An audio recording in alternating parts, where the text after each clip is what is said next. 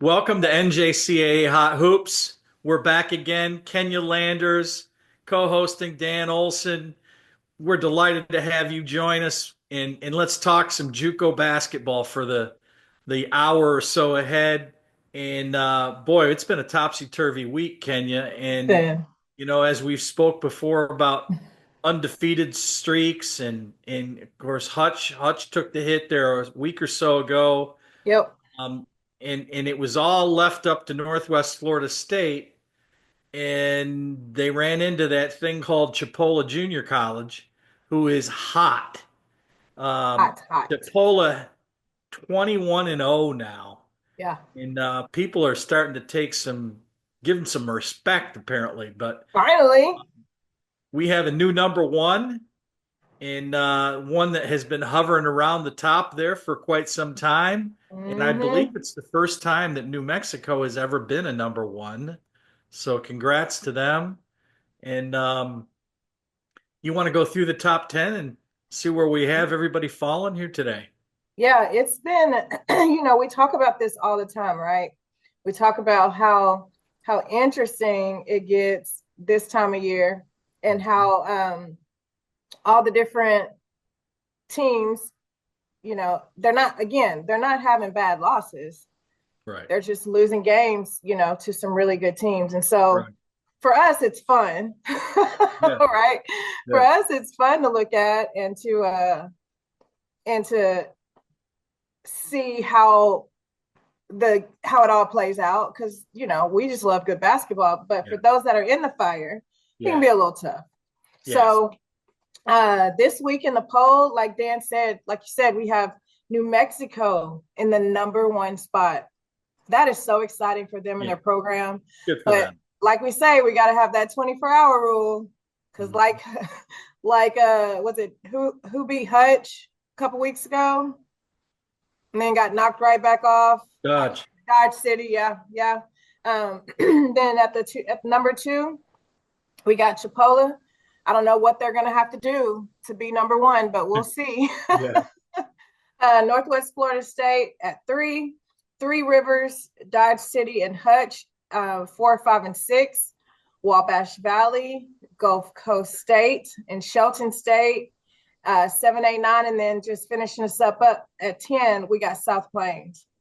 I mean, all these teams either have one loss, no losses, or two, and their Yeah. schedules are crazy.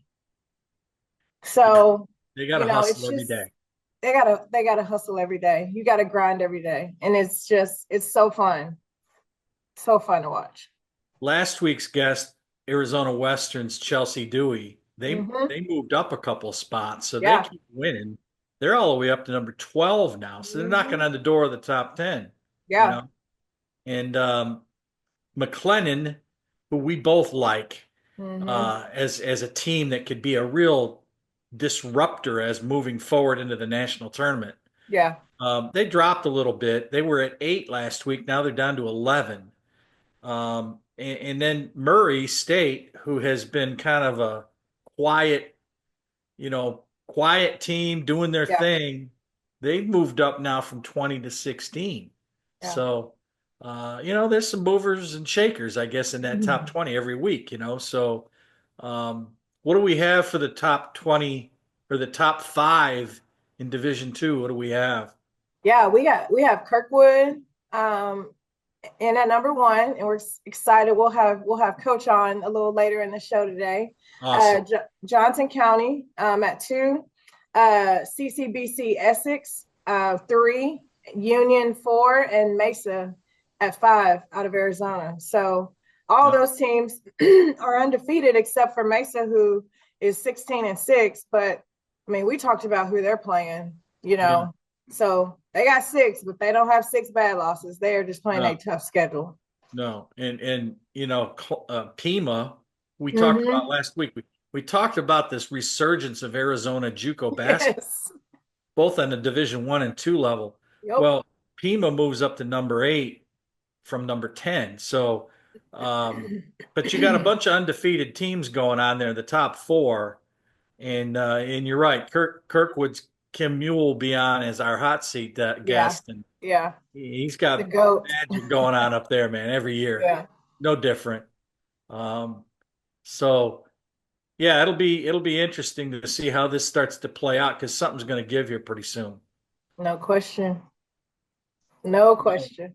This is a note that we haven't really touched on. We know we talk about national scoring leaders and rebounding leaders and that, but we haven't talked about team defense, team offense. But rebounding margin is such an important aspect of your win loss, Yeah. and no wonder why three of the top 10 teams in the country are leading the country, and they're almost in a dead heat. Chipola, Gulf Coast, and South Plains, they have about an average victory margin of about 24 rebounds a game, which is huge. You're going to out rebound somebody by that much, you're going to win. You Yeah. know, um, I noticed too as I went back and researched this a little bit, and we've always been, said Luke Scheidegger at Wabash, he is a offensive, juggernaut every year. He seems to be. Well, Right. his team this year is only a tenth of a point off in scoring offense as a team, 99.4 or 99.3 versus 99.2. So he's right on the same track as he was a year ago, So, um, but then the two other top teams that are among the top 20, Eastern Arizona and Northwest Florida State, they only give up about 44 points a game, which, Hmm. as you move on, I don't have to tell you this. When you move on through the end of your year into playoffs, that's a huge piece of your No success. question. No You know, question. You got to be able to guard. You got to be able to get stops when you have to have a stop, right? And also being able to hold people that's pretty at low. that, that scoring, that low of scoring, that Yeah, tells me he's got smart players that pay attention to scouting reports. Because that's not things that are just happening by chance. Like these kids are locked in, they're paying attention, they're obviously well coached, and they're doing what it takes, and they're tough. You gotta be tough to do that. that's a good motivator. I mean, Oh game, yeah. hey, we're averaging 44 points we're giving up. Let's keep them under that. I mean, it keeps Yeah. dropping. You keep them motivated. Yep. That's a huge plus for people. Yeah. Let's talk about Wabash Valley a little bit and the pace at which they play. I often get very frustrated when I watch. I don't even know that I can say women's basketball. Basketball in general. I feel like the pace of the game has just become very, very slow. Hmm. And in that, I say that because a team scores and it takes forever to get the ball out of bounds because everybody's all up in arms because they scored, as if we're going to hold people with 0 points for the game, right? Right. I wonder how much emphasis is really being put on transition offense anymore. Are we just running sets? Are we just wanting to get down and run sets and control the game? And I'm not saying there's anything wrong with that. I just think of how, as a player at Trinity Valley, I mean, ball went through the net, point guard, 2, 3, 4. I mean, it was a system. You ran hard every time.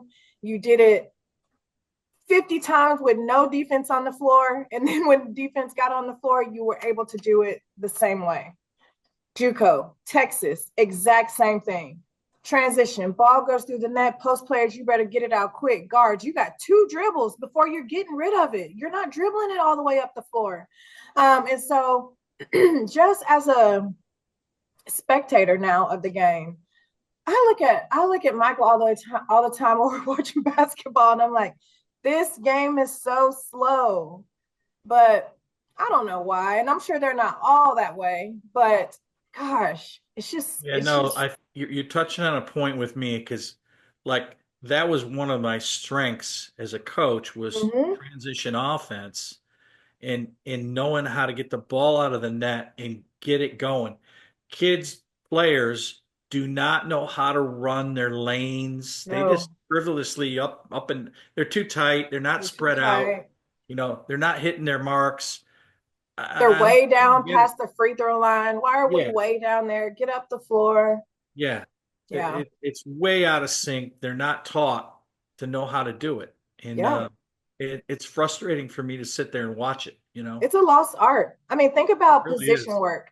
How many times I remember every day part of our post players position work, ball goes through the net, grab it out of the net as it's coming through the net, Oh get yeah. out of bounds and get rid of it quick. Like Yeah. that's a drill, Yeah, you don't you hit know? it doesn't hit the floor. It's out of the No. net. You're pulling it out of the net. No. Yes, yes. Mhm. So not to get on a soapbox, but I'm just saying 99.3 points a game, it's intentional. Yeah. It's a lost art that I just respect so much and love to still see. Hmm. Mm. Let's talk about the winners and losers. Let's do it. Okay. All right. So this past week, obviously at our number one spot, New Mexico 2-0, Dodge City 2-0, Hutch, Trinity Valley, Odessa, Murray State, all 2-0. Glenn, Collin County, Caldwell County, Kilgore, all 2-0 as well. And then some teams that were not hot last week. Northwest Florida State dropped one. Um, Florida Southwestern 0-1, Pensacola and Midland both 0-1. Yeah. So some of those teams we don't normally hear that from. That's right. That's right. But it's all coming into that time where they're all starting to, play each other. Yeah. And I mean, we knew some of these losses were going to happen, but they're going to come right back next week and be hot again. So it's all good. Colin's a team that's 2-0. We haven't talked much about Colin. We talked a lot about Yeah. them last year, but I got a Mm-hmm. feeling we're going to start talking more about them as we move on. Well-coached team. They Oh my went 2-0 for gosh. the week, so they had a big win. So Yes. um, when we come back in our rewind, we'll talk about Colin and some other games that were really of note when we get back from this break on NJCA Hot Hoops. Intensity fuels these champion student athletes to greatness. Zurich Insurance is proud to be the official provider of student athlete insurance for the National Junior College Athletic Association. Throughout the highs, we cheer along to their screams of victory.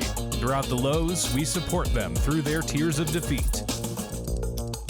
Zurich Insurance, helping student athletes play the sport they love. We're back, NJCA Hot Hoops. Kenya and Dan, let's talk some rewind, Kenya, Let's on do some of it. these. There were some really good games, I think, Yeah. but some of them surprised me from this past week. In Eastern Florida State, they're quietly doing their thing, you know, and MJ Baker, the head coach at Eastern Florida, we had her on last season. Mm-hmm. Yeah. Um, they met up against Miami-Dade, who's had a really good season thus far. She's got some good talent at Miami-Dade, but 82-68 Eastern Florida. Miami-Dade put four players in double figures, but their backcourt, which is kind of a dynamic scoring backcourt Yeah. of Shamir Quimby and Kiera Harris, they only had the 19 points in that game. Um, Eastern. Eastern's got a little point guard. She is a little dynamo. And a year ago, she was just an okay point guard, Ashley Battle. Um, she's really kind of turned it on, upped her game, and really developed into a solid guard that can Mm-hmm. score it if you don't respect her from deep, because she hit 4 threes in that game. Yeah. She runs the show, you know, and so that was a big win for Eastern. Um, but Miami-Dade had a big win before that game. They beat Yeah. Florida Southwestern by like 16 points, I think it was. And but Quimby showed up that game. She had 20 and 11 that game, 20 and 11 Yeah. rebounds. So they got to dial it in every day. You Yeah. can't get in this roller coaster stuff, you know. So um, Panola. Panola knocks off Tyler by 8. And one of the elite guards in the class, Awa Fain, she showed why she's one of the better guards out there. She had 30, had 6 threes in the win. And her running mate from in East Texas, Hannah Carr, Yeah. she had 12 and 6 boards and 3 assists. So cumulatively, 42 of their 72 came from their backcourt. And Yeah. that's huge. Always good guard play, right? Always. I've been so impressed with Panola and what they're doing, not just in Region 14, but what they did in preseason as well. They are really, really coming along.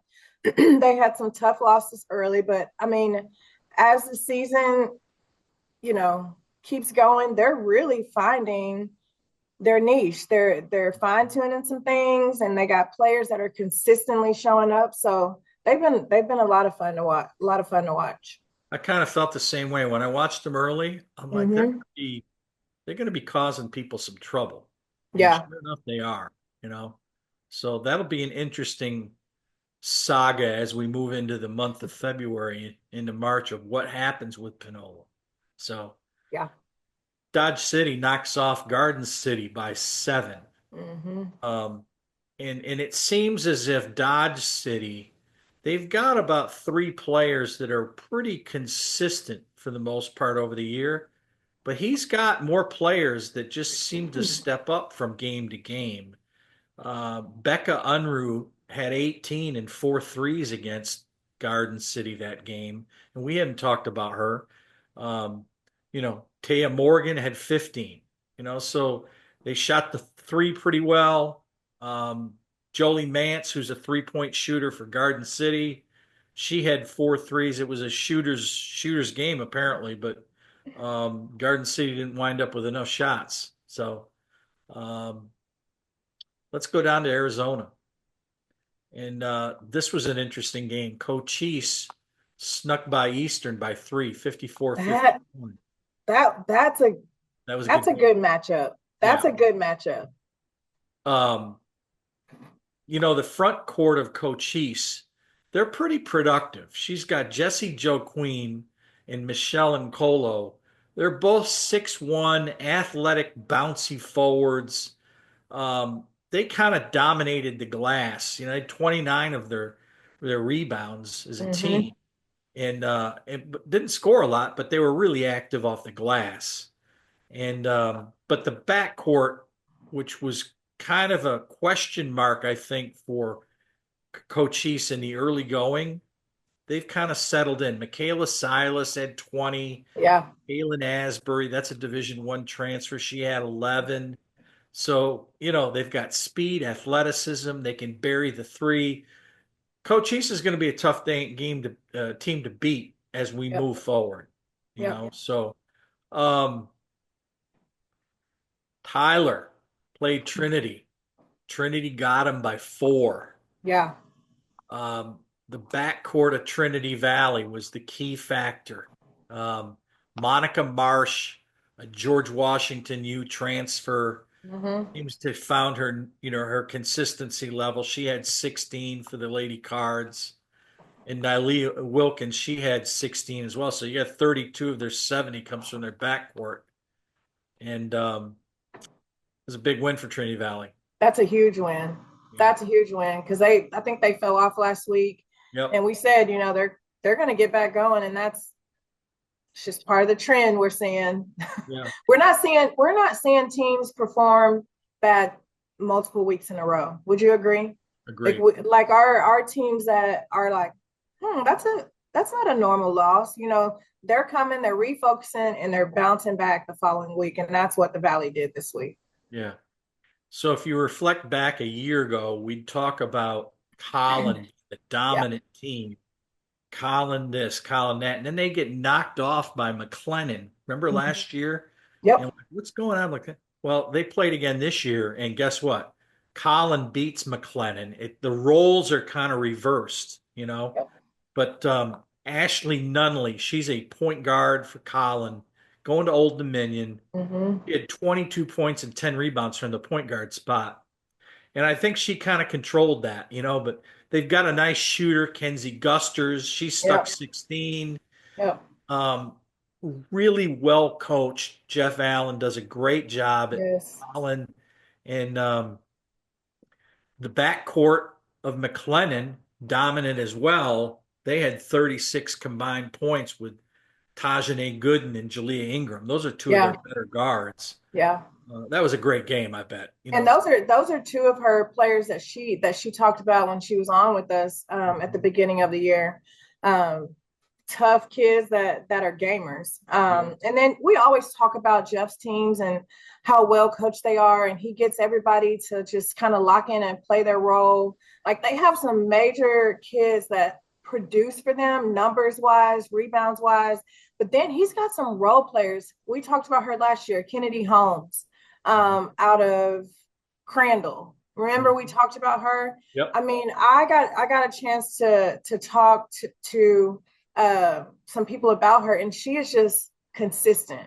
I mean, she is just doing what he needs her to do day in and day out, and just really showing up.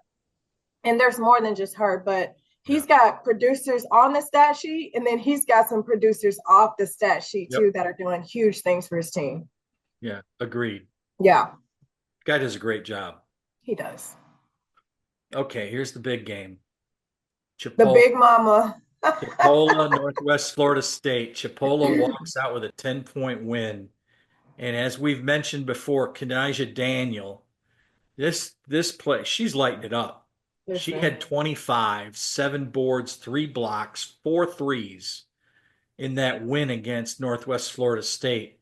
Yeah, they're a juggernaut right now. Undefeated, have climbed nationally in their poll, of course.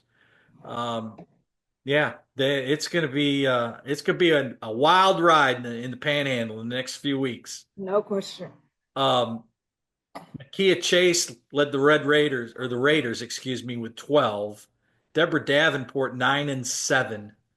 So both teams made 6 threes in each side of the stat sheet. Yeah. But it was a free throw game at the end. 17 for 24 for Chipola. Northwest only made it there 13 times, made 9. So that was the telltale sign of that game was the free throw line, you know. Yep. Last but not least, Salt Lake. Salt Lake has a big win, 56-53 over Southern Idaho. Yep. That's kind of one of their tougher games that they play. But as you talk about these trap games, they turn around and play North Idaho, a Division II member, and they get beat by 4. You know, so now no disrespect to North Idaho, they're solid, you know. Yeah. And but you got to come to play.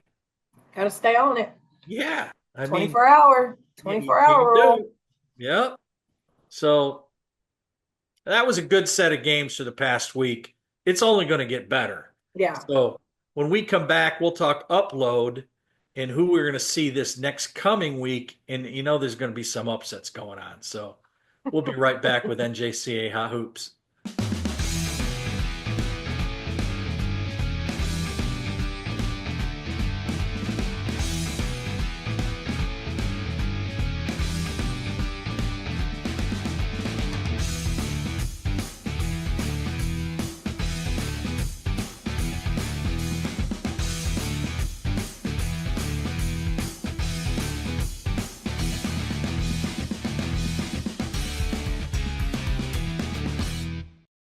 Okay, we're back. NJCA Hot Hoops. Kenya, we're going to talk upload of some really interesting games I think we'll have for the week ahead.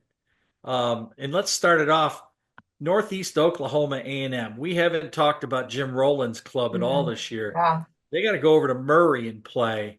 Never count out Jim Rowland's NEO team. They've been a powerhouse for many, many years. Mm-hmm. And Murray State, they've got a solid group. Could be an interesting game. Yeah.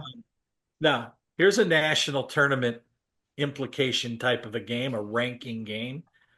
The Chipola Indians, riding undefeated, they got to go play at Gulf Coast now this coming week. Hey, do you think if Chipola wins, they'll get to the number 1 spot? I would Or hope. probably be at 2 or 3 still. Unless they make it I'm one just trying to figure out what does what you're supposed to have to do. Yeah. Give them the nod. Give them the nod. They're undefeated. Man. Yeah. Kilgore goes over to Tyler. That's a close by rivalry. I mean, they're only what, 30 minutes maybe apart. Yeah, yeah. So we'll see what happens there. Arizona Western at Cochise. So you got two good guards at Arizona Western. They're riding at number 12. Cochise, solid at home, tough place to play. Yeah. Could be an interesting find there. Two really, really well coached teams too. That's going to be fun. Yeah. Mississippi Gulf Coast goes to Pearl River. We kind of haven't talked about these two teams in the past few weeks, but they both made national tournament last year. Mm-hmm. They both got players. Those are the two better teams in that region outside of Shelton State that are really priming themselves, I think, moving forward here in the weeks ahead. Here's a game that's a normal run-of-the-mill game for them, but not for everybody else. Odessa is going to South Plains. That should be a dogfight. That will be a dogfight, no question about it. Odessa's going to throw that D on you for the whole game. He's going to start to finish, grind on you for 40 minutes and see what happens, Yeah. And then Dodge City goes over to Butler. But Butler's got players. They're a little up and down from time to time. Dodge, they're a tough team. I mean, they're good. So I think that's going to be one of the better games out there for the week ahead, Yeah. So, listen, when we come back on our hot seat, we're going to talk to Kim Muhl. Kim is the head coach at Kirkwood Community College in Cedar Rapids. And wow, what a powerhouse Division II program. He's undefeated right now, 21-0. Unbelievable. And that is nothing normal. That's just the normal thing for him. Yeah. When we come back, let's talk to Kim Muhl when we get back from NJCA Hot Hoops. Intensity fuels these champion student athletes to greatness. Zurich Insurance is proud to be the official provider of student athlete insurance for the National Junior College Athletic Association. Throughout the highs, we cheer along to their screams of victory. Throughout the lows, we support them through their tears of defeat. Zurich Insurance, helping student athletes play the sport they love.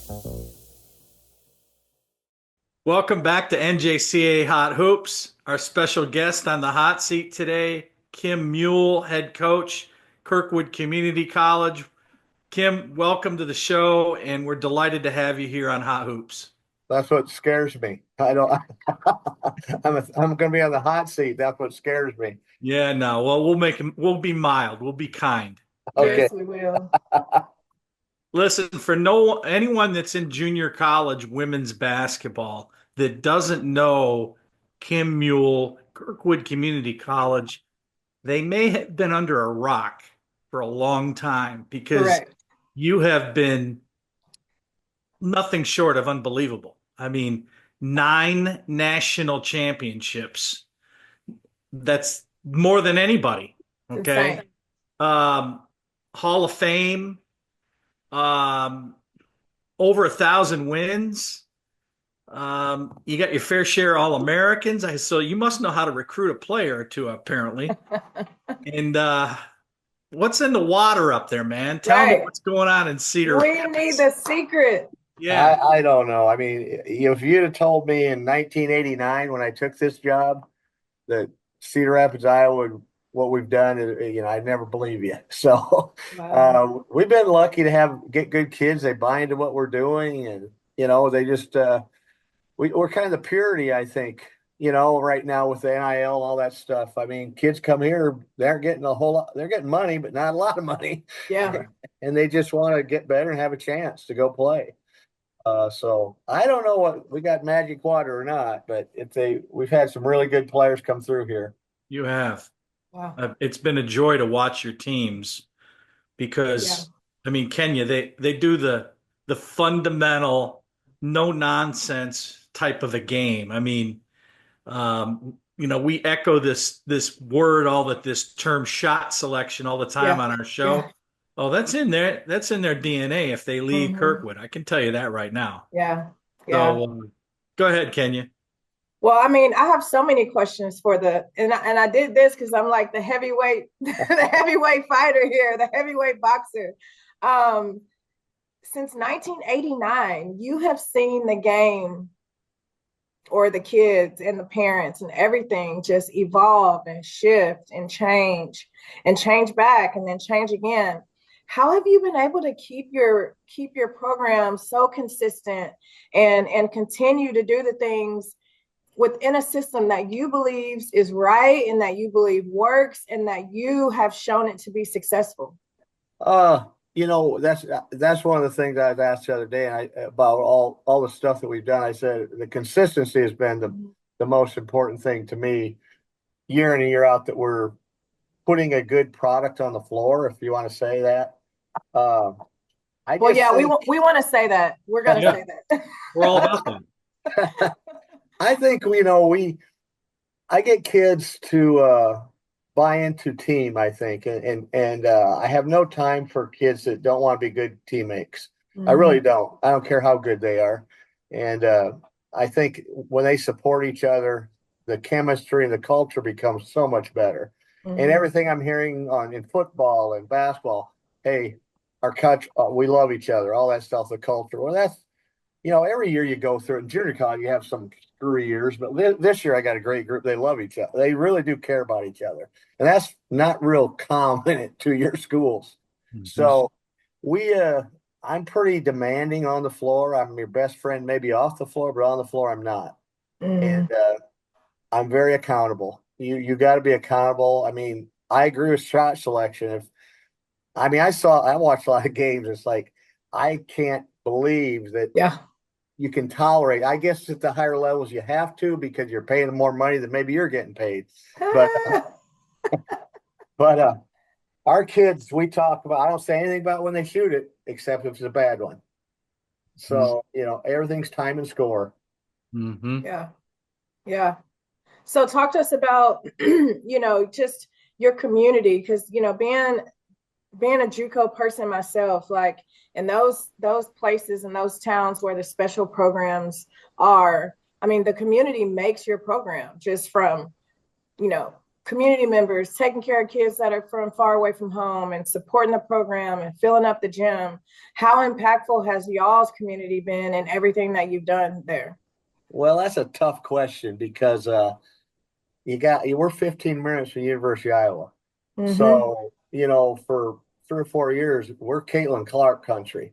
Yeah. And we've benefited from that, but we don't get a lot of the notoriety that, and rightly so. I mean, she's unbelievable, but we did not get a whole lot of notoriety locally because our paper is good, and but they got to follow Iowa. Sure. And Iowa football's big. Caitlin Clark was big. So, that's, I think our administration's been really good. Oh, okay. Okay. That's where I can really say we have great support.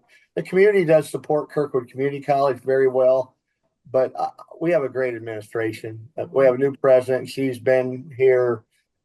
She's been back. She was here as a VP, and then now she came back as a president. She's wonderful. And we have a student services. She's our VP. She's great. And our AD is good. So I think that's a big part at our level, that support.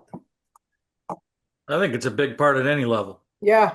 You got to have a solid administration to back you. Yes, for sure. Yeah. Yeah. They care, they care about, how we travel. They care about the whole 9 yard, the whole program. And they're involved, but they'll ask questions and make sure everything's okay. Yeah, that's awesome. All right, so talk to us about your Jimmys and Joes. I always say you can have the best X's and O's, but if you don't have the Jimmys and the Joes, it doesn't matter. So let's hear about your players. I mean, you got good guard play. You got some good post play. So just give us the deets on that. Well, we're fun. I think we play some teams, real good teams, but we've been popping some people. I mean, we're deep. We'll play 11, maybe 12. Uh, we have our wings are really good. Our point guard play has gotten better all year, and then our post. We don't really have a true back to the basket post. Next year we will, but not this year. But different dimensions. I think what they really do a good job of is they're sharing the ball better than they have been. So we went through that, but I think what they really do a good job of is help and recover. Mm. You know, we really do a good job of when we're not strong as somebody other posts. Like our post players even say when they get the ball, we have three defenders around them that fast. But Yeah. they get in and out really quick. Help and recovery is so important, as you well know. Yeah. So, Sane and Wheat are really good. My two wings are good players. Jenna doesn't look the part, but she is the part. I mean, she's really good. She can shoot it. Oh my God, that kid. We recruited her. I knew she was good. I didn't know she was this good. MVP of the national tournament last year. And the good thing about it, we played her on Saturday. We beat the team pretty well. And she did not play the second and fourth quarter and scores 19 and doesn't say a word. Right. She's happy and she's a cheerleader on the bench for the other kids. So that's pretty special when you have one of your better players doing that. Yeah. No question. So pretty special. Well, that just comes, I mean, a lot of that is such a reflection of you and the job that you're doing and the expectations that you have. And when you say you have kids that are team players and they care about each other and they work hard, well, obviously you're going out and you're recruiting your type of kid. Like you're, being somebody that values those things as well. Like there's been some really legit players that I had to pass up on because I didn't think that they would try to they would fit in the culture of what we were doing. Right. Right. So that's a huge testament to you and your expectations. Yeah. I mean, I'm getting a ton of emails right now. This is the time of the year when craziness starts to happen recruiting. It's like, I don't like attitudes on the floor. I don't like, be humble, win the game, and don't be a jerk about it. Right. So it's hard enough playing the game without somebody adding to the problems. So we really talk about humility and being humble. And you want to talk trash. I get all that, but you also need to do something on the floor because we've had kids that talk a lot, and I just stopped practicing. I don't know what you're talking about because you aren't that good, until you start to prove it. Right. Then you can talk a little bit. But yeah, Tweet doesn't say much at all, and she's our best player. So if she's not talking, why are you? Exactly. I love it. I love it. Who else you got in your team that's of note, Kim? Lizzie, Ella Pritchard was a great get for us late. We lost a couple big kids late for whatever reason, but the recruiting craziness. Right. But we got Ella Pritchard is really a nice addition. Kind of an in-out kid post. Dry Harris has been really good for us.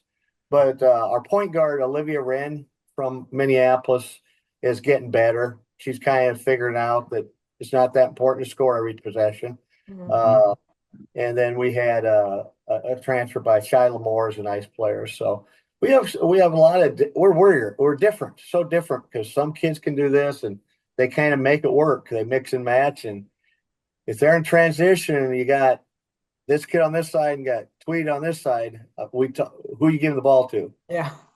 You better make the correct decision because I'm going to sub you. Right. It's not personal, but we're going with what works here. Yeah.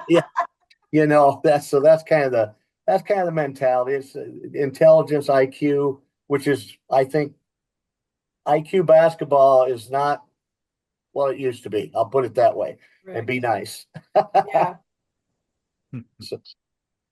So. Well, last year you went 35-2, and you seem to always, as many years as I've watched you play, gotten better throughout the season and really peaked at the right time. Is there any magic that you got that you're not yet letting us know about? I mean, because that seems to be that's the one thing that sometimes coaches miss out on. Their teams peak too early you seem to have them really rolling by the time they find their way in March. Well, we always talk about getting better. I mean, it's a it's one of those phrases everybody uses, but we actually do think you have to get better. Not every day. I mean, I know everybody says that, get better every day, but we want kids to get better. Like I told two freshmen, I said, you're going to be pretty good in January because right now you aren't very good. So, And that's okay. that's okay. Yeah. Okay. It's part of the process. Yep. Then all of a sudden they start to figure out how to execute something or how we want to guard something, and they become better and better. And we run calls and sets, so they have to know more things than they've ever had to know in their career. Right. So I think that's a big thing too. It's a process, and we talk about we're going to develop you when you come here. I've had many kids come here and go, well, I'm a 3. I mean, our kids at Central Michigan, Demetra Pruitt, Right. she got here as a freshman, played point guard in high school, and I said, you're going to be a 4 for us. She goes, well, I'm not a 4, I'm a perimeter. I said, you want to play more, or you want to play less? And she said, I want to play more. I said, then you're going to play 4. Right. So she's an All-American, and she goes Division I, and now it's like, you were right. But, we had to fight with you for the first semester. But, she accepted it. And, some of those things are very tough love, I guess. But she's a better player for it. Yeah, she certainly developed over the course when I've watched her from high school on through. And good decision on her part. Yeah, it was, kids don't understand matchups. They get so involved with the number of whatever position I am. It's like it drives me nuts. It's like if you're a player, you're a player. We'll figure out where to put you. Yeah. We'll help you. That's exactly right. So who do you guys have coming up next? We have Iowa Central, who they're struggling in our league. We have them Wednesday, but Saturday we have Nyack, who's giving us. They probably should have beat us, to be honest with you, up at their place. And it's always tough to play on the road, and we weren't ready. And it was before break, so everybody wants to go home. And they were up 11 at half. We ended up beating them by 11. So it should be a good game on Saturday. And then, I put a team in our schedule, which I thought was really needed. We're playing North Central Missouri at their place a week from this Wednesday, which was, I try to we lost the game, so I wanted to find somewhere on the road where it'd be a difficult environment. And that's a little small community. Everybody will come out to that game. It'll be wild. It's like North Ark. Sometimes when we play the national tournament there, I've never seen so many people come out of the woodwork to see us play. So I did that on purpose, and we get beat, so be it. But it'll make us better for the tournament. I love that. So Kenya and I have been talking here for weeks now. We see these teams that have been making runs, especially on the Division II level. Your top 4 teams in the poll are all undefeated. Yeah. Like we're sitting here week to week wondering, all right, what's it gonna take? When's it gonna happen? This week. Say it again. This week it's gonna happen. I think week. Essex plays Union. Oh, okay. So it's gonna happen this week. I'm pretty sure they play each other. Nobody's gonna be happy. Well, there's gonna be one team happy there. Yeah. And I don't know where that game's at, but I'm pretty sure they play each other this week. Okay, I have to look that up. Yeah. But there's been a lot of these teams that have made these runs so far that have, they've been unblemished, So we certainly hope that you keep the track record moving forward. Well, that doesn't mean it. We've been undefeated in 2017, I think it was. Yeah, 2017, and that's hard to do because just staying focused for every game, doesn't matter who you play or what league you play in. That's a difficult thing. So it'll be interesting, down the stretch, but we'll be fine. We just got to keep kids healthy. Healthy's a big thing. Yeah, that's always a huge thing. Yeah. Yeah, you got to stay healthy. There's no question. And it's amazing somehow these kids that are hurt during the season, they get real healthy late February. Yeah, they do. I know. Dan, don't act like that. Don't act like that. Don't do that. You leave the kids alone, Billy. Yeah. Coach, good luck the rest of the way. We really appreciate you jumping on with us today. We know you have a million things going on, and this time of year is such a grind and it's so busy. But I mean, having a Hall of Famer on the show, we don't take that lightly. We just have so much respect for what you do for the game and your investment in young women. And man, it's all love. Well, yeah, I appreciate you having me on. I got to go teach class now. See, at our level, we got to teach class, tape ankles, coach, and I'm not sure what else. There's something else I'm missing. So yeah, I get Drive it. the bus. That happened last week. Okay. Well, thanks for having me. I appreciate it. Absolutely. Kim, great to have you on. Everyone, right. Kim Muhl, Kirkwood Community College. Thanks for being on Hot Hoops today. Hey, thanks a lot. Thanks, Coach. See ya. As the second largest intercollegiate athletic association in the country, the NJCAA serves not only a pivotal role in college athletics, but in higher education. The NJCAA Foundation aims to move the association forward through resources, grant programs, and other special initiatives. Your gift to the NJCAA Foundation will make a difference and create opportunities. We're back. NJCAA Hot Hoops, Kenya. We're going to talk our closing remarks for the day. Another great show. Here's a piece of something that we could maybe spend days talking about. Team discipline, individual discipline. Yeah. How would you handle certain situations? And I think the reason behind me bringing this up is you're dealing with different dynamics than we were 5 years ago, 10 years ago. Players have changed. They don't accept discipline certain ways. How would you handle certain team discipline any differently now than maybe you did when you were coaching? I will, and this doesn't happen very often, but I'm going to disagree with you when you say players have changed. Okay. I feel like parenting has changed and the expectations of young people have changed. I still am very, very have a strong belief in kids crave discipline. They want it. They may buck it. They may initially try to do what they want to do when they want to do it. But that's where we have to stay strong as parents, as leaders and such. Now, agreeing with the very statement that you made, I just don't think the same approach can be taken that was taken, like you said, 10 years ago. I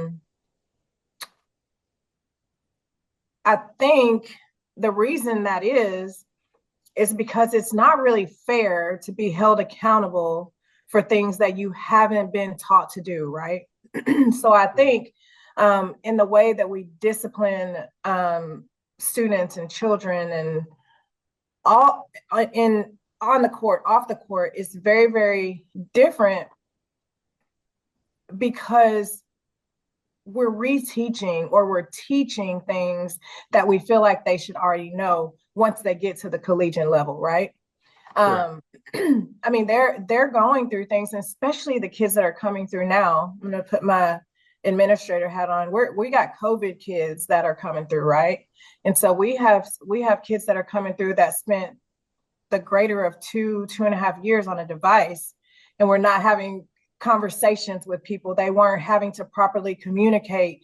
There was no expectations. There was, okay, if you don't get it done, that's okay. There's a safety net, and then there's another safety net, and then there's another safety net. And so really you can't fail. We're going to take care of you. And so I think we're still trying to work our way out of that, with not just students, but with adults too, you know? And so I was amongst the belief that when you know the expectation and I give you a free pass once, there's no more free passes. We are handling it and we're dealing with it. And if it affects your team, then it affects your team. And I don't know that I would feel that way now. I don't know that it's fair to a team for one player to make a mistake or mess up, and then we remove that whole player out of the equation. That's going to completely mess up everything that the team's been working for because of a mistake that they made. So then you have to be creative with your discipline, right? We have to find another way that's going to get to them, or another way to discipline them, as opposed to what we all did. Oh, you're suspended for a game. Correct. You know, and it just, that's not the way I feel like these days that you will get the proper reaction towards restoration. I think it's going to take you far back the other way. What are your thoughts? The old school, you know.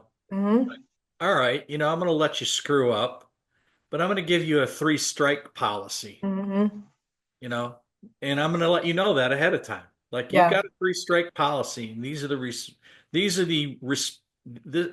things that are going to happen to you if you continue down this path. Right. You do that 3-strike thing, and, you know, okay, we're done. Let's move on. You know.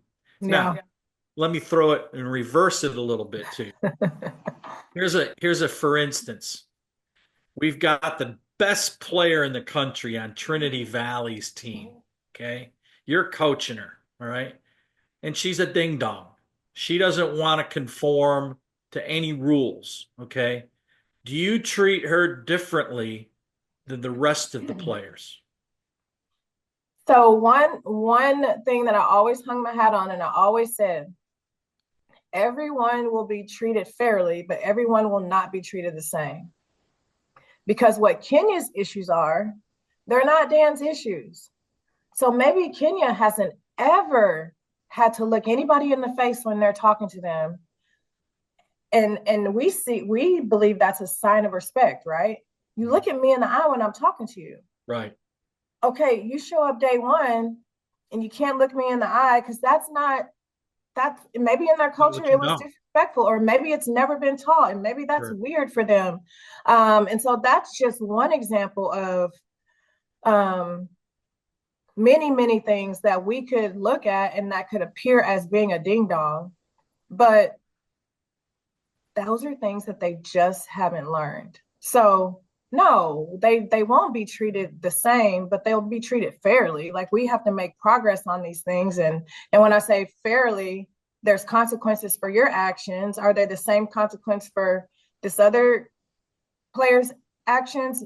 No, but that's where a trust factor has to come in with the players and with the coaches. And they just have to trust and believe that you're really gonna, you know, that everybody's interest is at the forefront of decisions.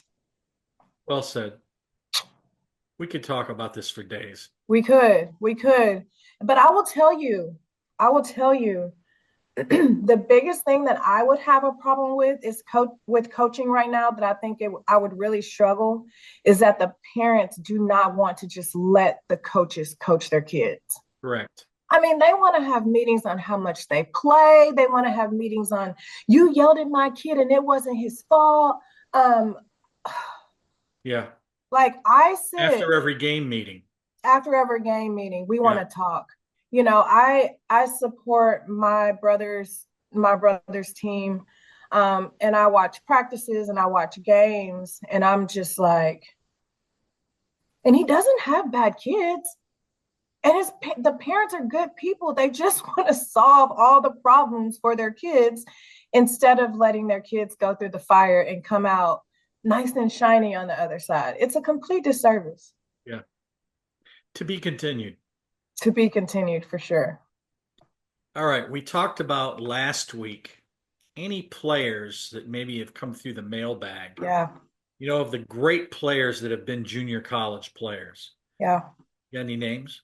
I got one. Go ahead. Okay, so I took it back to Region 14. Okay. And I just remember this young lady from watching her when I was still in my coaching days. Two young ladies, Jasmine Spears from Trinity Valley. I cannot remember where she went after the Valley, but I just remember her being a baller. Like she could go, she could rebound, she had a motor. I mean, just she was it. And she played the game right. And then another guard out of Tyler Junior College, Victoria Kamokai. Another really, really dynamic player, had a big personality, Yeah. just really Guard. fun to watch. Guard, yeah. Could defend, Energizer Bunny. I just really, really enjoyed watching those two kids play.